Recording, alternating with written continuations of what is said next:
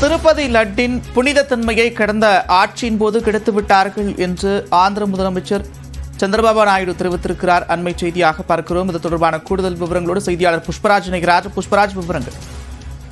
நந்தா, ஆந்திராவில் சந்திரபாபு நாயுடு தலைமையான என்டிஏ கூட்டணி ஆட்சி ஏற்பட்டு 100 நாட்கள் ஆகிறது.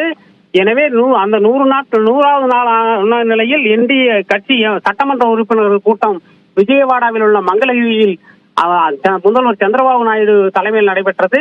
அந்த கூட்டத்தில் சட்டமன்ற உறுப்பினர்களிடையே பேசிய சந்திரபாபு நாயுடு கடந்த ஆட்சியில் லட்டு பிரசாதம் தயாரிக்கப்பட்ட விதம் பற்றி ஒரு பகீர் குற்றச்சாட்டு ஒன்றை சுமத்தி இருக்கிறார்.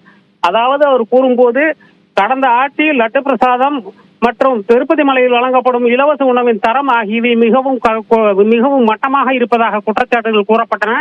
ஆனால் ஆட்சியாளர்களும் அதிகாரிகளும் அப்படி நடக்கவில்லை என்று மறுத்து வந்தனர். ஆனால் நாங்கள் நடத்திய ஆய்வின்படி லட்டு பிரசாதம் தயாரிக்க விலங்குகளின் கொழுப்பு கலைக்கப்பட்ட நெய்யை பயன்படுத்தி இருக்கிறார்கள் என்று லட்டு பிரசாதம் தயாரிக்கப்பட்ட முறை பற்றிய ஒரு பகீர் குற்றச்சாட்டை சுமத்தி இருக்கிறார். இந்த குற்றச்சாட்டு தற்போது முதல்வரே ஒரு மாநில அரசின் முதல்வரே கூறியிருக்கும் இந்த குற்றச்சாட்டு ஏழுமலையான் பக்தர்களிடையே பதட்டத்தையும் பெரும் பரபரப்பையும் ஏற்படுத்தி உள்ளது. நந்தா, நன்றி புஷ்பராஜ், விரிவான விவரங்களுக்கு.